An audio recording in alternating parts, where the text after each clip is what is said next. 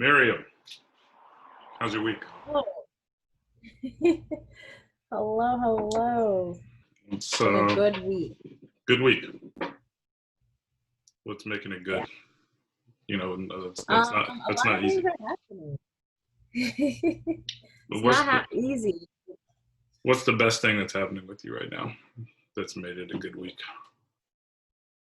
Getting some time to work on research and applying research to practical matters. So that's what's been the best part, I think, in this whole COVID and restorative justice um, time period that we're in, is that people are open to hearing about what everybody's been researching and saying and Hmm. being a part of academia. And now to be able to say, okay, what are the next steps? We're here. Where are some of our weaknesses has been um, a much needed space that we haven't had before. So that's, What's your research on? Right, the one that you're working on right now. yeah. So my research, it's on my dissertation. It's called The Ripple Effect: The Political Discourse of Water Safety, Education, and Drowning Prevention in African American Communities. That's a lot. Can you say it one more time? I know I heard ripple effect. It's the ripple effect, really looking at the political discourse of water safety education. Okay. How is it being disseminated from a national platform level to the grassroots level? Okay. So that's what I'm looking into. And specifically within the Black community, Black American community. Got you. Okay, so that's a great point. So I feel like that's a great place to kind of dive in. Why'd you choose? Yeah, what are you doing what are you doing your PhD in, and how did you get to decide that this is what you're going to do your dissertation on? So I started my PhD program about 5 years ago. Okay. It was after being involved with an organization, Diversity in Aquatics. But actually kind of a little bit goes before then. And that I am a teacher. I work full-time for Fairfax County. I teach accounting and personal finance and advanced accounting to high schoolers, 9 to 12. But I've always had a passion that help to bridge the gap between what I've learned in the education realms to what I know as far as swimming realms. Okay. The biggest part is that for me, I was affected by drowning. 2 drownings in my family. One was my uncle who drowned before I was even born, my mother's brother, Okay. the oldest brother. And then one of my own personal friends drowned our freshman year in college. And so it's always kind of been in my realm that I wanted to address it. And once I became a teacher, found out about diversity in aquatics and what Sean and Jason were doing with it, it was like the perfect match for me to be able to take what we were doing in education and apply it to swimming. There's not a dearth of literature that combines both, but they very much intersect together. Sure. And so that was once I was ready to go for my PhD, EDD, because I'm more on the practical sense. That's why I chose the EDD program. Yep. That's what I knew my course of journey would be to combining and using the literature, especially when we're talking about critical race analysis, in aquatics. And so that's how it came. Yeah, how it kind of came together. All right, so talk more about diversity in aquatics, because that's obviously you're wearing a diversity aquatic shirt. You've mentioned it a couple of times, and we both have a vested interest in aquatics, but I think it's bigger than aquatic programming, right? There's some themes there that I don't think most people that are water fanatics, would really pick up. So yeah, talk a little bit more about diversity aquatics, what you guys are doing, how long, what your role is, and everything else you want to talk about. Yeah, a lot to unpack there, but I love it. First of all, like, thank you for this opportunity to talk about it, because it is like where both of those match. It's the bridge organization for a lot of things that go outside the aquatics realm. A lot of times in aquatics, we just say, oh, aquatics, pool, great, let's keep on going within our four walls or within, ocean, and we're just going to stay into the space without realizing the impact that aquatics has on the community, and even on ourselves. You introduced me to the book The Blue Mind, which talked about the psychological effects that water has on a person, and being calm, and bringing peace, right? And so, just to bring it back to diversity in aquatics, all of that is what we kind of put underneath this umbrella network, along with the social justice aspect. We know that through research, and for much of what has been, water has been a public good, a public entity, and access to it has been restricted because of that, right? We know, of course, of all the different policies that have traced back through American history that have made a significant impact to public places, and public access. And so for us at Diversity in Aquatics, what it just started off is that we already know that the group of us who are involved in aquatics is very small, meaning those who come from Black, Indigenous, people of color communities. It's very small. Our circle is not a 6 degrees of separation. It's more like a 3 degrees of separation. Sure, yeah. In that, somebody who knows somebody else, it's cousin, it's family kind of related, and we are an aquatics family, but we're all combined with the notion that it goes beyond just us being a swimmer, a diver, a scuba instructor. It goes beyond that. So we wear that hat where we sit at the intersection of, I'm a Black swimmer, I'm a Black scuba diver. We bring that into our world. And so what Sean and Jason were able to create was a space that allowed us to network, that I could connect with people that were across the country who were doing the same thing in communities that needed it the most, and exploring the ways that we could increase aquatics, the same joy that aquatics brings to us, that we can bring it into more diverse communities, even our own communities, in a different way. For us at Diversity in Aquatics, we know what the statistics are. We know that 64% of African Americans are at risk or with no to low swimming ability. We know that our Hispanic Latinx communities are around the same rate versus white counterparts or white peers, which is at a lesser rate. And so we know the statistics we know the direness of it, but for us at Diversity in Aquatics, we kind of bring a different spin to it, meaning that we are not only just saving lives, but we're creating opportunities in aquatics, because all of us have benefited from aquatics. Each of us have different channels that we bring into the space. And so for us, that is exactly what we're trying to do, is to not just go from like the despair, the lack, the minority aspect and the connotations of less than, but to being an empowerment and being a knowledge. Did you know that there are more than $1 billion in scholarship money if you were a rower, triathlete, swimmer, even research grants that are available? Did you know that they're looking for they're looking for Black and brown communities to be a part of the marine biology STEM community? That stems comes from it. So for us, that's what we want to empower communities to, the opportunities that are available for aquatics. But it all starts with, we know, learning to swim, right? And so us, that's where we hone into. We aren't ignoring the things that come before him. So knowing that the impacts and barriers that impact the learn to swim, but also knowing that learn to swim is the gateway to the creating opportunities in it. So for us at Diversity in Aquatics, that's where we stem all three together into getting part of our mission. And so we are about almost 2,000 strong. We are just shy of it, the last I checked. And I have the fortunate privilege to serve as the executive director of Diversity in Aquatics. post Dr. Sean Anderson and the wonderful work he laid out for us as an organization. And from that, we are growing. We are growing into being a granting organization.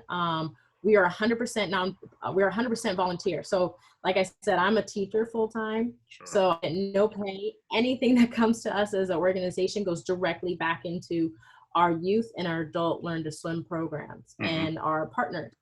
So that's a little bit of us. It's a big umbrella to fit into the industry, because what we know, and you and I have talked about it, is that there's not enough of us talking about it in this space. There's not enough research in this space. And even the programming that comes down doesn't have a culturally linguistic lens that when we're trying to do these things. So that is what we are trying to provide and what we're actively doing every day. Yeah.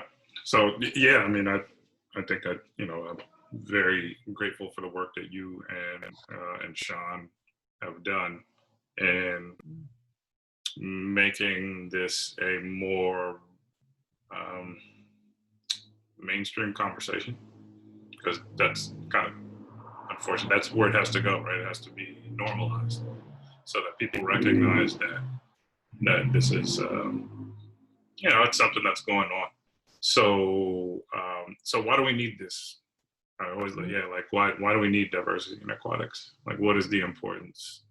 What's kind of, I know, right? You and I could probably go back and forth, but for folks who don't know kind of the history of, I guess you could call it a stereotype, and also a reality, right? That folks of color, specifically Black and Latino folks in the country, don't swim, right? And don't learn to swim. And so what's kind of the historical significance there? How do we get to this point? Is it true, right? Yes, we're at a point. I think you brought it up. There's not a ton of research out there, right? This isn't a topic that's explored as heavily as others, right?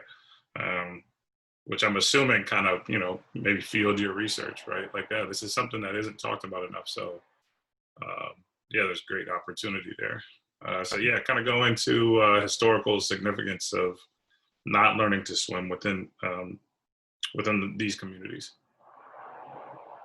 Yeah, so, historically, for us, Black and Brown communities have a rich history and affiliation with the water, a positive affiliation with the water. We talk about within Indigenous communities that water is sacred. It is something to practice, that it is a sacred resource. When we look at sources from the transatlantic slave trade, we know of stories that have been researched that talk about that pearl divers taught Europeans how to swim. We're doing a lot of the work and involved with the water in a positive way, because of water was also another resource. So strong swimmers is in our history, but because of the transatlantic slave trade and practices to marginalize and to keep communities from taking resources from communities, that was one key component that could be taken away. Well, it was used as a fear tactic. Just thinking about in ways that punishment was done. Public drownings or something like that. Yeah. Exactly. So that puts such a big fear. The iron chains that would go onto people and shown as an example of, oh, this is what happens to you if you disobey orders. That created such a deep trauma that is actually, there's been some scientific research that this trauma has been passed down generation to generation. Sure. Yep.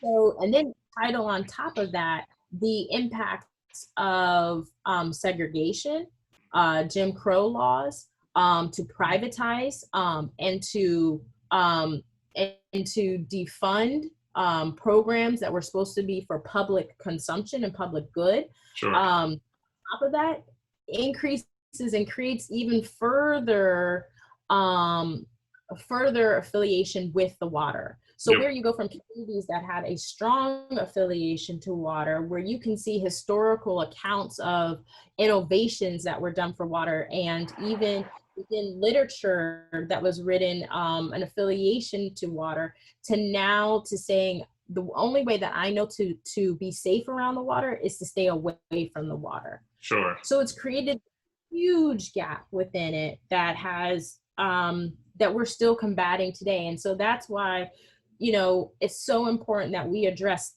these things first. Sure. In order to get to where we are right now, to understanding the disparities that exist. Because a lot of times in the aquatic world, the narrative is very Eurocentric, meaning that, oh, I have free swim lessons, but nobody wants to come. Right. But not really addressing culturally the impact that aquatics have. Each of us are, this hasn't been scientifically researched, but in conversations, there have been, I know somebody who's drowned. Sure. Those are conversations we have in our community, or a near drowning, or something that's happened in a community not far away. There are too many stories that end up like this, where the narrative, even my own family, when discussing with them, oh, you just stay away from it. Sure.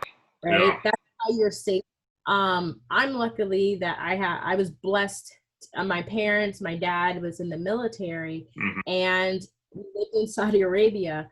And I think if I did not live where I lived, my story would be much different. Sure. And my sister's story as well, because in Saudi Arabia, it's 110 degrees.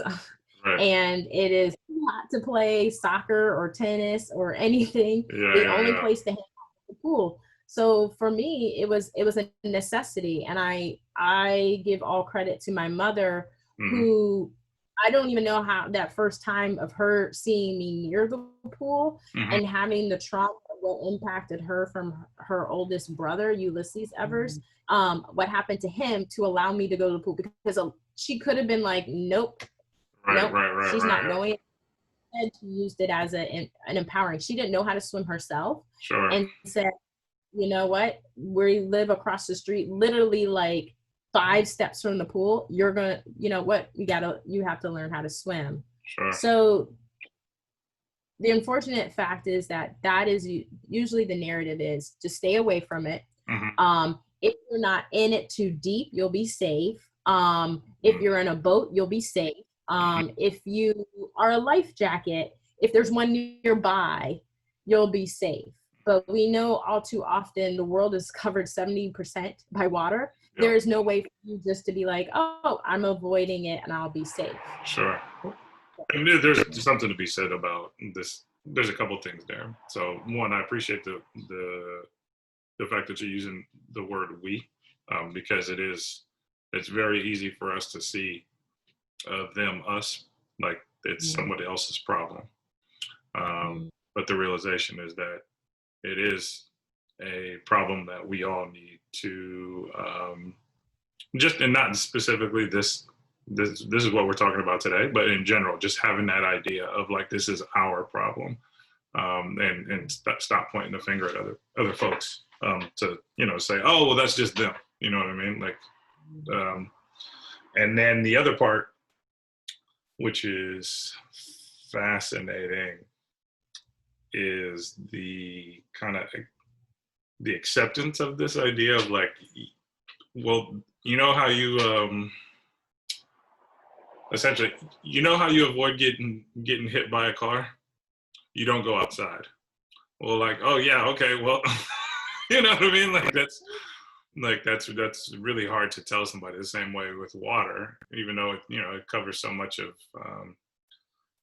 our planet. Yeah, the idea that you stay safe by not going near it or restricting yourself, right? And as personally, as someone who doesn't and has never liked any, well, I think most of us don't like being told no, or you need to stay in your lane, right? Like you don't need to go there. I can't stand it when there's like I feel like I'm limited for whatever reason, right? And I don't need to be. And so when, I working in various nonprofits, specifically with uh, the Black community in aquatics, I got a chance to see that firsthand.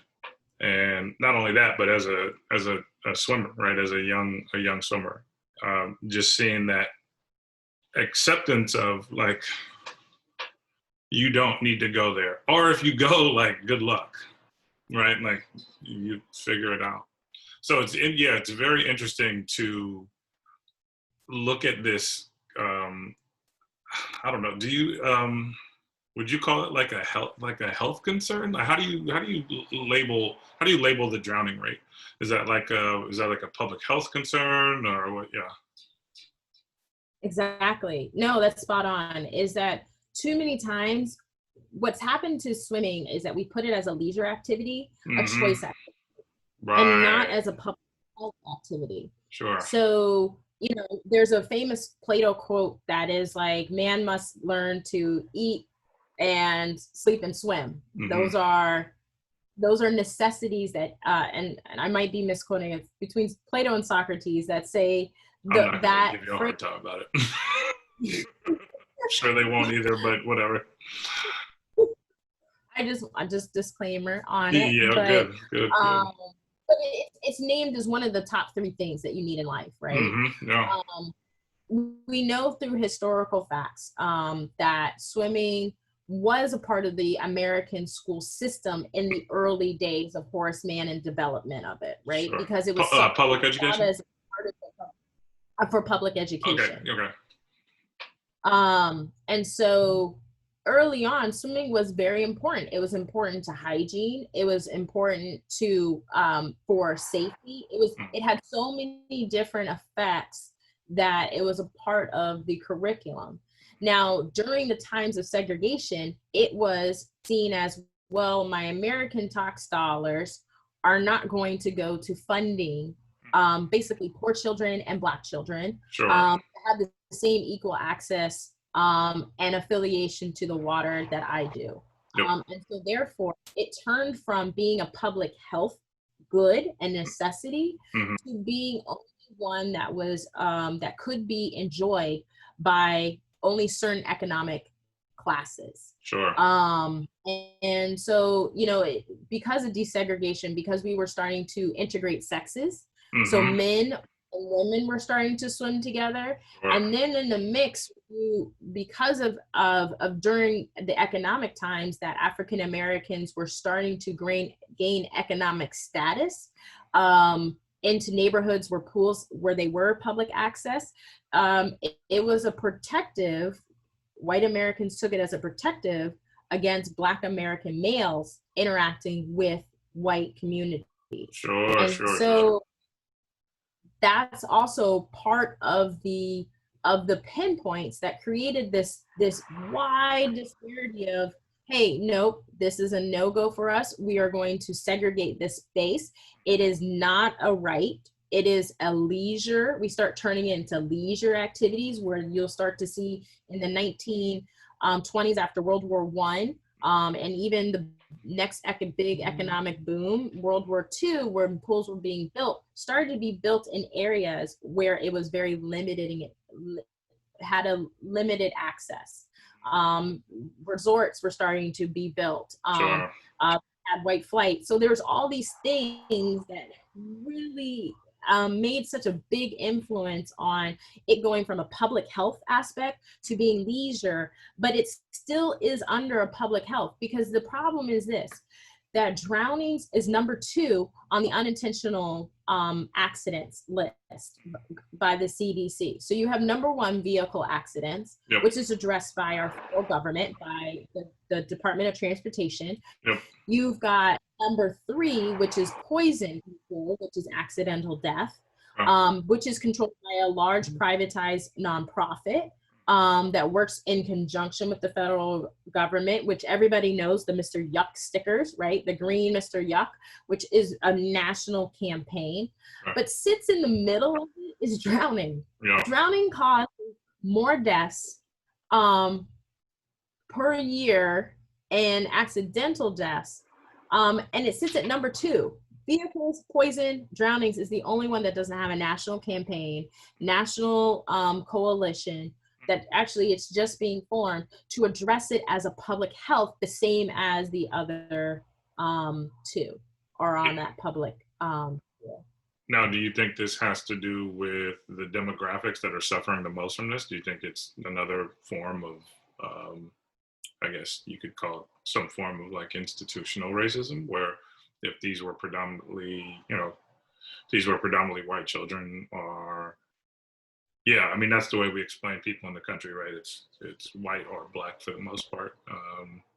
And then there's people that fall in between. So do you think that's do you think that's part of the reason? I think it is definitely a factor. We understand when things move into the public realm and is by the federal government is when it has an impact to white Americans. Let's Sure. be honest. Yeah. It is when it is an entrance convergence. Mm-hmm. So think about the opioid crisis, right?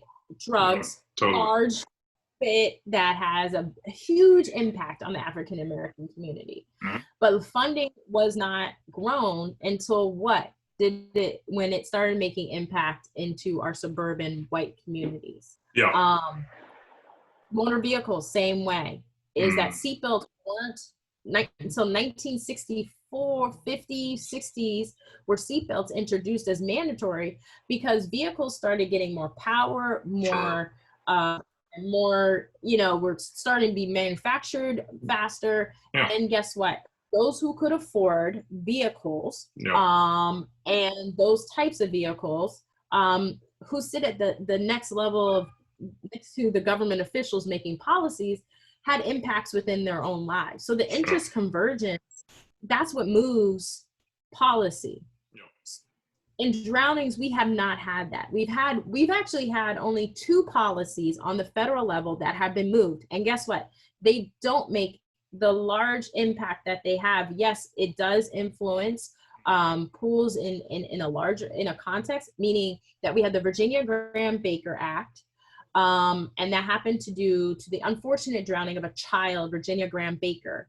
Now, to Virginia, if you look at the context of how the Virginia Graham-Baker Act was was seen onto the congressional level to become a federal mandate that all pool drains must have a stop system within it, must have a pool covering all the regulations that go into it. Sure.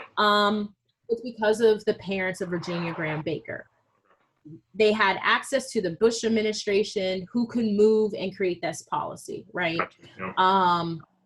Which greatly has influenced how we build pools and how the pool drains are inspected and things like that. The second was the ADA Act, which happens to do with access to pools with Americans with disabilities.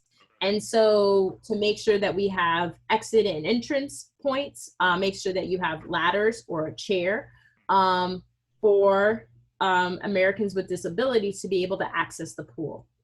And so that's the next policy that's on the federal level. Okay. Other than that, we don't have, even though drownings are 5 times more, African-American, Black communities are 5 times more likely, Hispanic, Latinx communities are 3 times more likely to drown. We don't have anything that goes to say on a level that we are going to save children who are the most impacted. It's school-age children that are 1 to 4. Majority of the drownings happen that are white, and it's because of there's more backyard pools, family backyard pools in that sense. But when we go beyond the ages 1 to 4, we start to see drownings, the chart starting to shift, right? Where African American and Latino communities and even indigenous communities are greatly more impacted. And it also has to do where the drownings occur as well. So we're talking about thinking about access, right? So when you take away public pool space, a safe space to access, you're looking at rivers, oceans, lakes, even in pools. do pools have the correct funding for lifeguards and safety resources? We're talking about apartment pools, who not in every state are regulated to have lifeguards, right? And so that's where a majority of drownings occur for our Black, Indigenous, and people of color communities. So is there a place that's higher than usual? Is there a state that has higher drowning rates, like significantly higher drowning rates than others? Yeah, so you're looking at your coastal communities, meaning Florida. Right now during COVID, they have had a drowning increase 100-fold. It is doubled during this COVID crisis. Arizona, Texas, California, all have high incidences of drownings. You also have areas such as Seattle, Alaska, also have high incidences of drownings as well.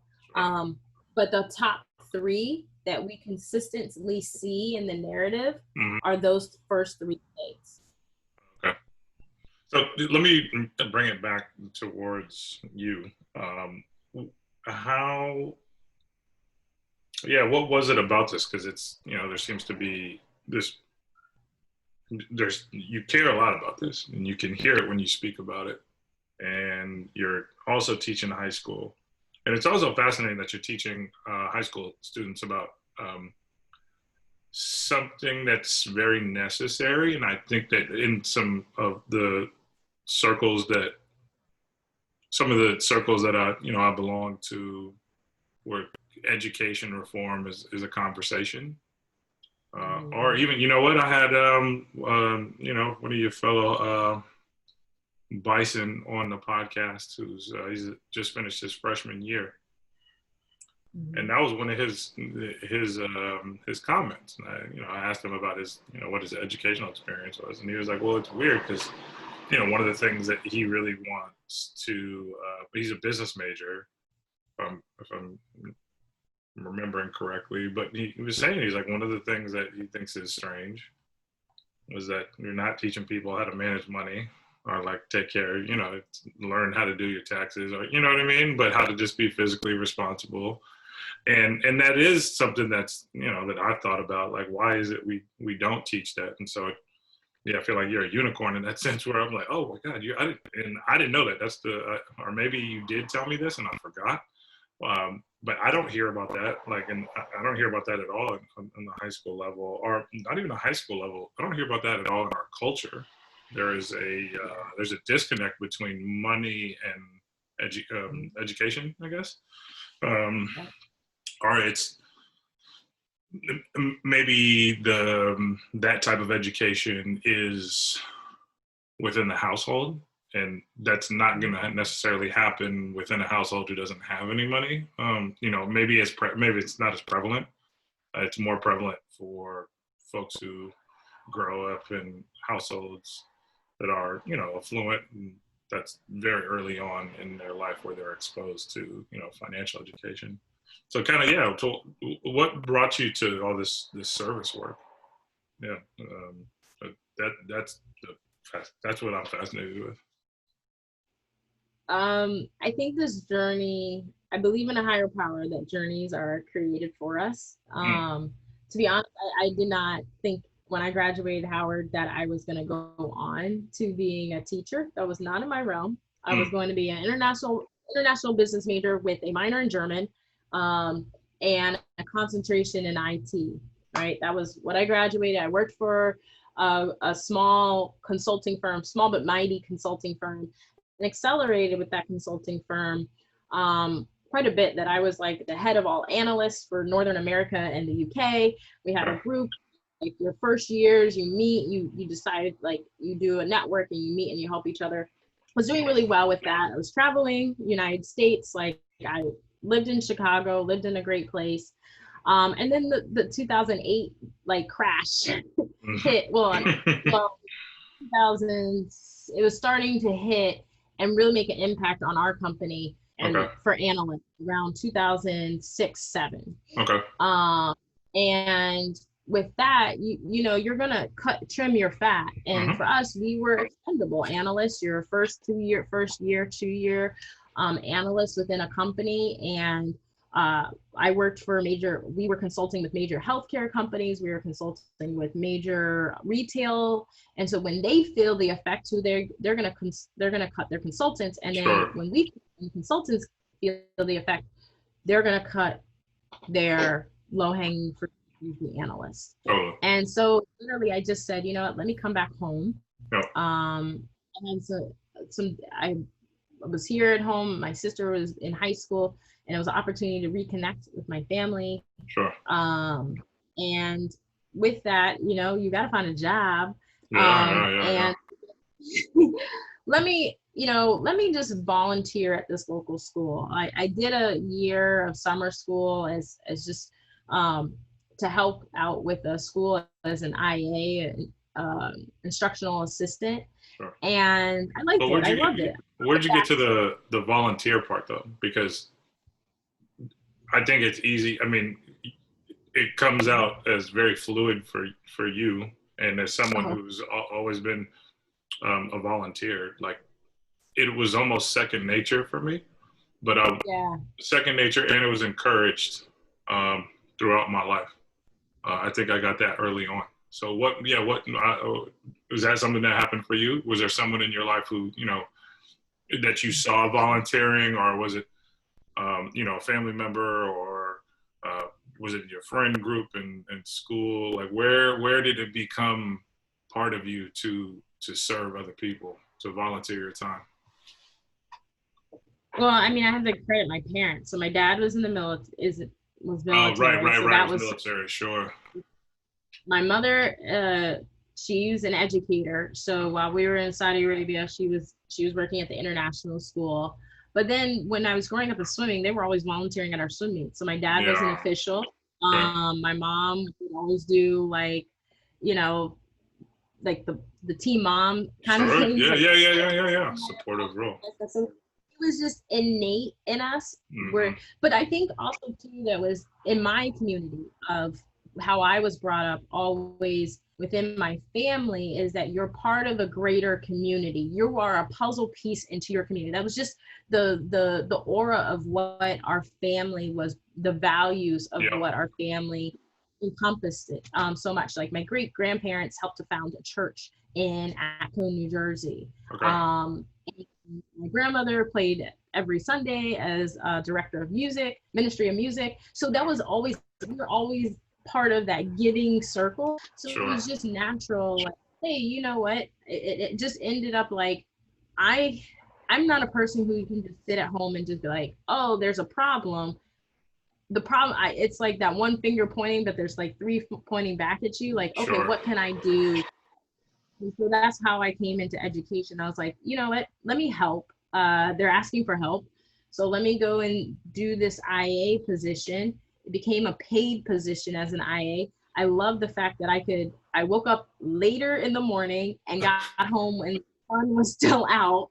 And they were like, oh, was that a hard day? And I was like, that was actually great. Because I was wonderful. Till midnight and waking up at 6 a.m. because my principal on our project would email me at 5 a.m. and I had to do the changes to be ready for the meeting at 8 a.m. with the client.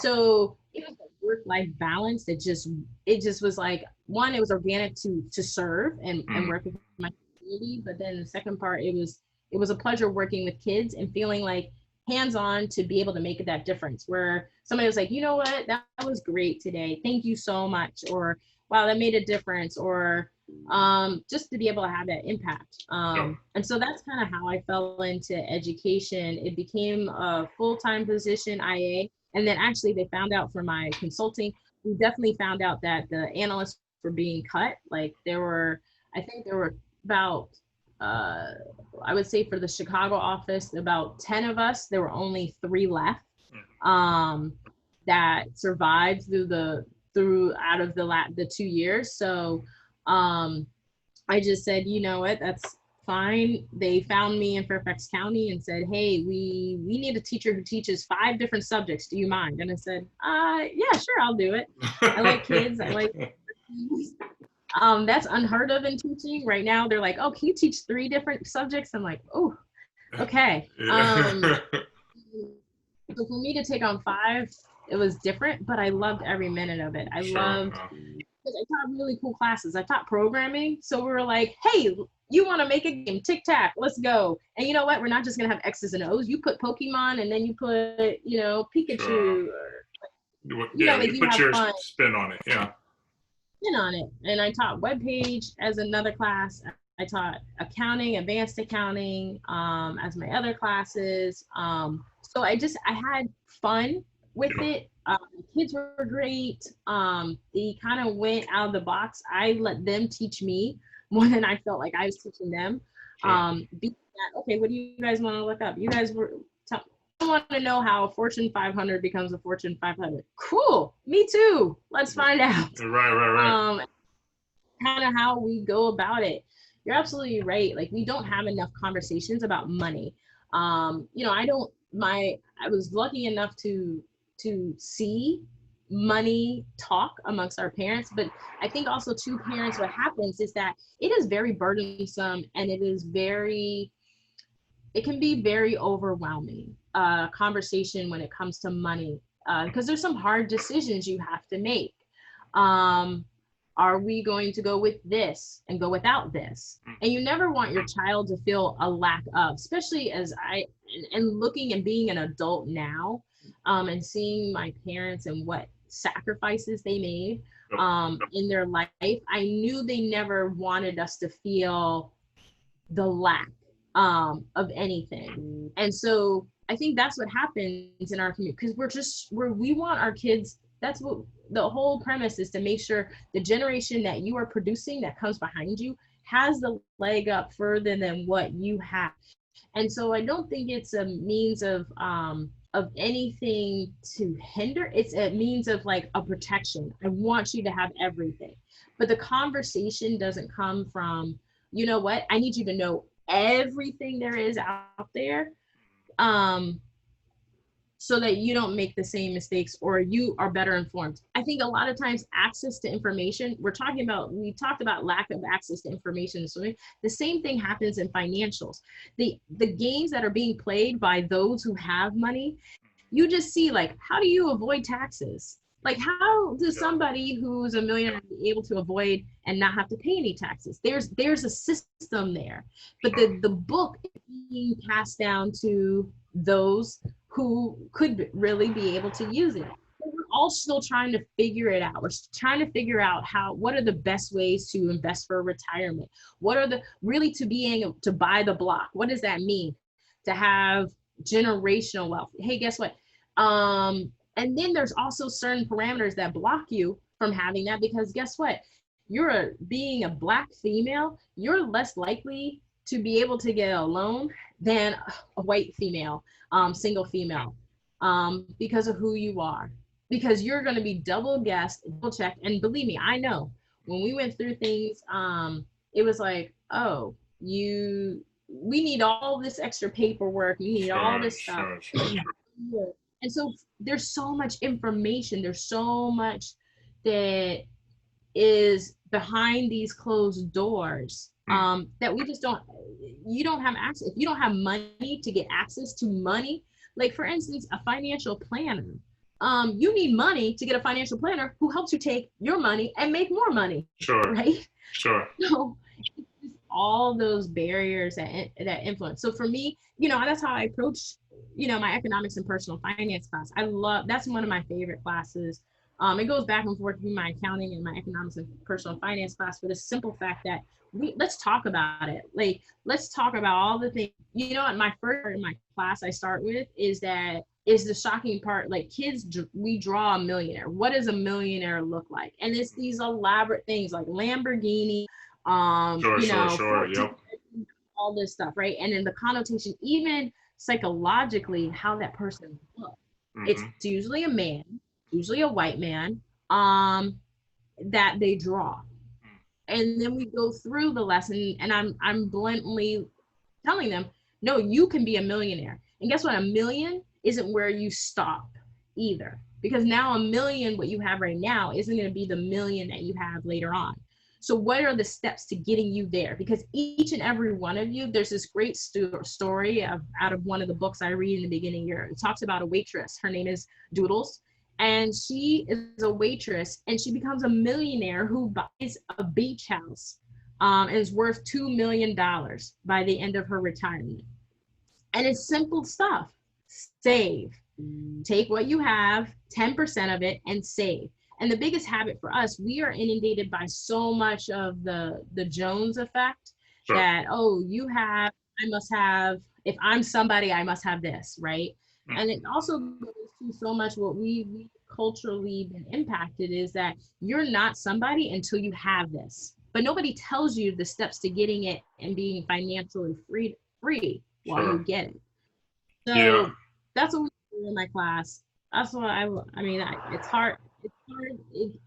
That's both lanes, both candles that I burn in life. And, but it also conjuncts because once you get financial sound, then all these things that they tell you, we said we hate when people tell us no, you start making decisions and telling other people no. It's a difference, right? You telling someone no versus someone else. And I think that goes into you owning your own business, you having equity, to be able to build your own pool, to access certain areas. And so they actually they seem more in parallel than a lot of people give them credit to be, in my mind. Yeah. I haven't, I think I'm trying to improve my, definitely trying to improve on my financial responsibilities in terms of saving more. And that's always been, I think I've always had a very uneducated, I was never educated on money. But I also sometimes I struggle with the psychology of money and the relationship that we have with it and the value we put on ourselves based off of how much we have. And almost these concepts of hoarding money. And right now has been during COVID and quarantine. This has been a really interesting time to reflect on money, right? So in one sense, we should have your rainy day fund, right? In case something like this happens, which none of us can foresee, because that's another part of our culture that we're not talking about, right? We don't talk about, hey, like, this is not constant. Nothing about the world we live in is like solid. It's always changing, right? And so, it's interesting. I was like, well, how much money do you need, right? And this has been a weird, like I said, this is one of the conversations that I think I've only had it with maybe like one other person, but really I've reflected on it a few times where I'm like, okay, well, you could be a millionaire right now, but if this were to get worse, our system is not, you might have an easier time. But when we talk about,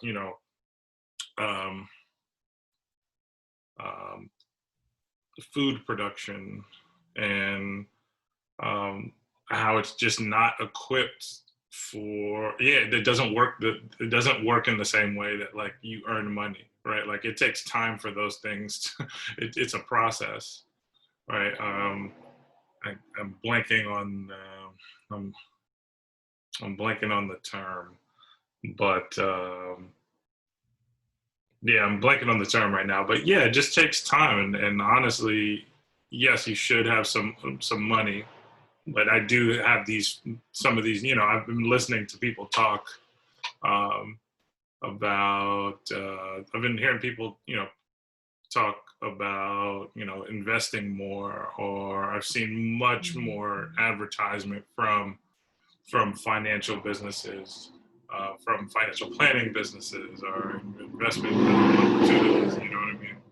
And it's interesting to see people's focus go into money because it's something they feel that they can control.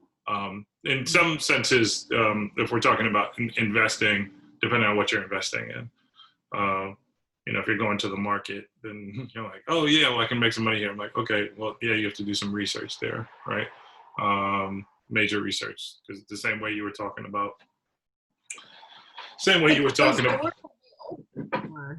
like Sure. now we have access to YouTube, right? We have podcasts, we have YouTube. The mediums of, it's not a conversation that's behind closed doors. So those who have been in the closed doors at the table are now spreading it to their children, and and then their children are using innovative ways to now let's freely talk about it. Sure. It's so much more accessible than it was in my early 20s to talk about than it is right now. Like right now, we have a common friend, Sean C, who sends me every Monday, we call it Market Monday, sends me a YouTube video. And it's like, look, here's what they're saying in the market. We're having conversations between friends. We're having conversations in family where it wasn't there before. It was behind closed doors. Because now we understand the progress takes patience. Right? Sure. So we know the game of interest. Because we had my grandmother, you know, hey, I'm gonna keep my money right here because this is safer. Because think about historically, banks weren't safe for us. Sure. One day you went in there, it was 500, and then now they said, well, Sam, it's fine. Yeah. It wasn't a safe space. Sure. We didn't trust it. Yeah, there's definitely historical significance with when it comes to money, and why we all have different relationships with it, right? It is it's another form of currency. It's something we've created, and you know, are arguably a group of people created it for another group of people, right? So yeah, I think, I mean, when I think about, like you're saying, there's podcasts and so many different forms of communication now. The question is, the question is what information is authentic, what information we should, because there's so much of it, right? I mean, I think you get overloaded, and this isn't with money, right? This is with everything, right? You know, I'm sure we could find a video or some medium now that still solidifies the idea that Black, Indigenous, people of color aren't strong swimmers, right? I'm sure we could find, you know what I mean? Like we could find it if we looked hard enough. Okay, bones don't flow. They're still saying that. Right. Exactly. Yeah. So yeah, I think with anything, right? It's a difficult time, I'm sure, specifically for your students, right? And as someone who, as both of us who are students, right? And you're going through your research now. This is the purpose of research, right? And to go through that process of patience and like reading and kind of deciphering what you think is valuable and what isn't, right? I mean, I find that a lot, and I struggle with research-based information and more ideology-based information. You know what I mean? And I know you're saying it. Like, I know you see it in your research. Sometimes where you can clearly see that there are motivations behind this research, and you have to ask who's funding the research, right? You know, that's a major factor. So I think it's easy for us to get bogged down, specifically right now, right? We can find issues everywhere. So let's revert to the hopeful side. I like the hopeful side of things, because there's so much, I guess there's so much doubt right now, and there's so much uncertainty, and there's so much question, which I don't necessarily have a problem with. I like uncertainty. I think there's something that comes out of uncertainty, and there can be, right? But specifically with the work that you're doing with diversity in aquatics, what are some hopeful signs? What are some things that you're seeing right now that give you energy to keep working, news or information where you're like, oh, the work that we're doing is valuable. Yeah. So, anything you seeing right now? Yeah. No, you know what? It's so they say every time where there's economic uncertainty or social unrest, is that's also when people of color, our communities have a chance to we take another step forward. You know, we hear about, there's multiple times when you hear you know, you have after World War One, right? Uncertainty after World War One, but the innovativeness, the economic innovativeness of communities of color starts to rise, right? Yep. And I think we're in a, you know, it happened again after World War II. So then we had the Depression, then you go through World War II. There's another big rise of creativeness. You've got civil rights era, voting rights. You've got all these things that are being passed. So late 60s civil unrest, but then you have also the rise of other economic. We're going through another resurgence of it right now. You know, the ebbs and flows. That's what's happening right now in our communities, where you're absolutely right, where we have uncertainty, but also what comes from the uncertainty and the innovativeness of how we're doing this. I mean, think about this right now. We now, you know, we're adding to a new medium of communicating with each other. As I said in the beginning, like you asked me, why was this week a good week? Is that we are getting further into the messaging to talk about all those things. It's not locked up in a book anymore. It is not locked up in a historical narrative from someone who would not have been listened to. Oh, that's just Joe, and he just no.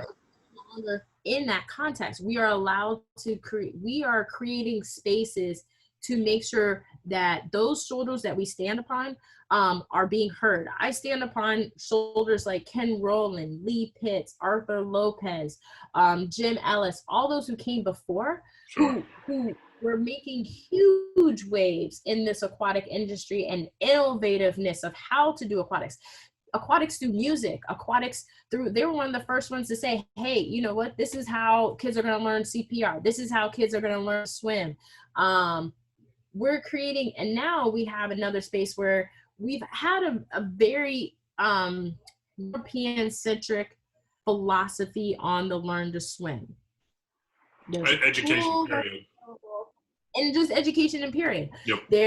Here are the facts. You teach the facts. You are the sage on the stage. You are the authority. Please listen to this and let's keep on going. Now it's the reverse. It is the community that has a chance to speak, and where we as leaderships are having to serve our community. I think that's what I've seen in the change in this round of uncertainty is more listening by leaders. Even myself, I'm taking a listening role. What we are driven by our members. That is far down. We are not we are governed by a board of directors who help guide us in the operational parts. I sit at the middle between our board of directors and our members. But our members are the ones who are telling us we need to talk about race. We need to talk about the intersectionality. Even in school, and my kids, I don't know insurance in this way. I needed to know why this impacts me. Why should I care? We do projects where it's like, you know what? You tell me. You're right. No, I think that's important. I mean, you mentioned it before. That is, man, we are getting so much better as people. I think we're getting so much better at realizing that the old way of I talk, you listen isn't beneficial. And so that could be between a parent and a child, a coach and an athlete, teacher, student, whatever it may be, whatever the relationship is, that it's got to be a back and forth. And it can't just continue to be that, I know it, as the person who's more educated, that you're not asking questions and that you're not learning in that that environment, right? So yeah, I like the fact that you're a teacher who's actually practicing that, because that's not easy. I mean, I see it now where it can be tough to ask people. I mean, obviously, there's a way you ask questions, and you want to be respectful of people, who you're in a classroom with. But yeah, there does have to be kind of like a relinquishing of power, and and just allow for kind of like an organic, healthy learning relationship to happen. I agree. So there's vulnerability, and a lot of people do not. We are taught so much that if you're in this position, you must be strong. You gotta be. Sure. But you have to really just say, you know what, I didn't know. I have this quote on my computer, my work computer, that says, "Seek first to understand." That's my whole job. Like, let me listen to you. Yep. Let me build a relationship with you as my student, as a person, to first understand. That's my job. Yep. And I think we don't have that enough in this space to say, you know what, I don't know the answer. Let's go find this together. Sure. And it's hard. I will tell you, it's a hard pill to swallow, to not know. Because you're built to know. You're supposed to wiser as you grow, and you're supposed to know more as you go. Yep. But just I didn't know. I don't know Instagram that well. I depend, like, the other day, my kids were telling me, like, oh, you got to do this. So you can create a story. Well, then there we go. Totally. Gonna be willing to listen. Agent. That's good, man. You're not supposed to know everything. That's ridiculous. If you know everything, but it's pretty. The moment that you think you know everything, I think life gets pretty boring. I think you start. I don't know. I don't know. I really think you have to continue to search for something in life, right? To get that energy and kind of keep you going. The moment you stop, then you could argue that it's like a form of death, right? Like, I'm not living anymore. You know what I mean? Yeah. I didn't cut. Yeah, you don't. I mean, that's also why I went through my doctorate. I wanted to know why. Totally. And you know what? Why not get a few letters after my name? Why? Discover why. Sure. And so, it's been a rigorous process, but it's helped me to be a better researcher and ask more questions. I think I've come out with more questions, which has made me a better teacher to my students, and a better leader to what we are doing, because I'm constantly asking why. And I ask it to others, I ask it to my students, like, why is it? Like, why are insurance rates so high? Why is it important that we have healthcare for all? Why do you think it's important? Why do you not think it's important? Why do you think, why should we save for rainy day? Or why is it? And it was really my students that was like, hey, every time we're seeing these economic up and downs, we see these things, we see these patterns. They're the ones who see it in a different lens, who have taught me that. Yep. So, that's been the coolest thing, is like to learn it together, learn from others, learn from, like, the day that we were talking about the blue mind, and just that, it was like something I knew innately in me, but to have behind it, and to be able to gain that from just a conversation, like, hey, by the way, we're talking about water. I love water. You love light. And then, by the way, I found this, and you're like, what? Yeah. Our guiding principles of how we approach swimming, as an organism. And it's fun. To me, I'm still a kid at heart, where I feel like I still want to be like, what is this? Cool. Yeah. Yeah, no, I think that's I think there's something about that energy, that youthful energy, that continues, or that makes it easier to ask why, right? and I value that energy a lot because I'm very similar, right? I mean, you know, I think, I know we got to wrap up here soon because I want to be respectful of your time.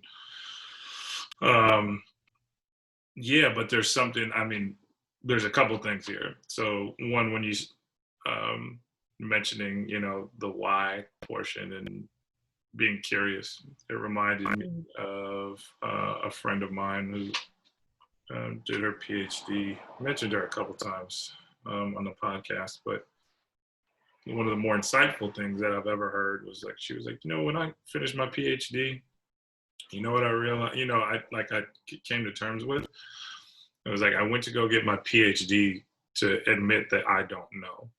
And I was like, oh, damn, okay. And that is, to me, that's valuable because that says that there is someone out there who on paper has achieved these accolades and has achieved a place in this hierarchy. But it isn't about the degree. It's more so I've done this work to even further further my understanding that I don't know. And I'm just curious, essentially, like you were saying. And so I kind of hear that same thing from you, right? It's like, yes, it's great to have the degree, but the purpose of the degree isn't just to have it. It really is to almost fulfill that curiosity, right? It's like, yeah, that's what I'm doing. And I think for sure it's paid off, and will continue to pay off in your academic journey and in diversity in aquatics, because it's for sure Sean passed it down to the right person, and it's helpful to hear that you're doing the work specifically in aquatics, but in general, it's refreshing to hear that this energy right now, right? I don't think that's around. There are people who deal with uncertainty in different ways, and that's okay, right? Everybody doesn't have to be super hopeful or, curious right now. But it is, I think that you can serve as someone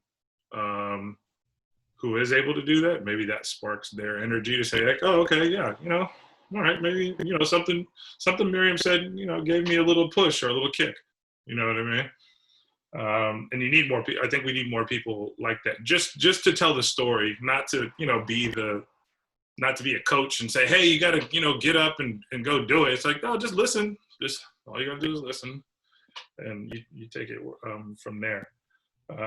So yeah, thank you very much for doing this and all the work that you continue to do.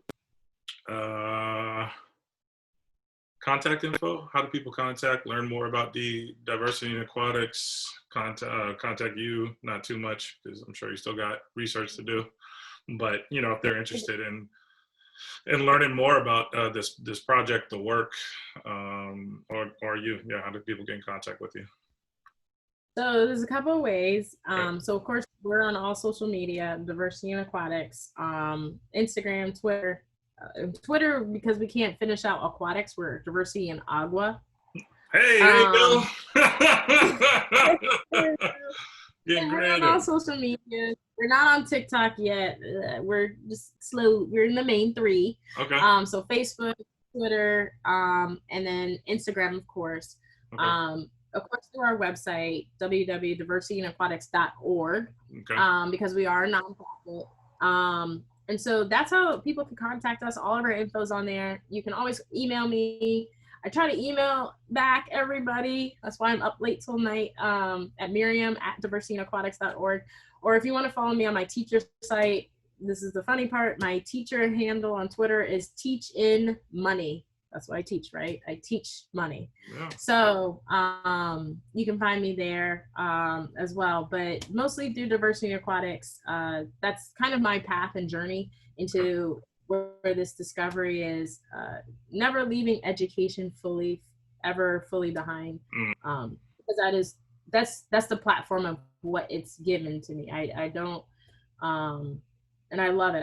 I don't think I'll ever, stop working with kids. Yeah. Don't. To that. Don't stop. But yeah, we all play a piece in this. Just know, especially during COVID, a friend told me this, is that we are creating our own picture in the history books. Each of us are a different piece in this chapter. So whether it is something to move you to call to action, whether it's more information, all of us play a piece in this. So that's the awesome part of us, right? Yeah. And, I couldn't have said it better. Couldn't have said it better. Cool. Well, I'm sure we'll do this again. Next time, I don't know, maybe we'll go a little deeper, or we'll get an update on what's going on with diversity in aquatics. Maybe we can get Sean on as well. That'd be nice to kind of hear his perspective on his perspective on everything going on right now. I mean, I'm sure he's busy with being whatever he doing is. things on a big scale. On a big scale, exactly. Dr. Sean. Dr. Anderson, Dr. Sean Anderson. But either way, we'll do it again. Again, thank you so much for doing this, and yeah, talk soon. Thank you. Thank you.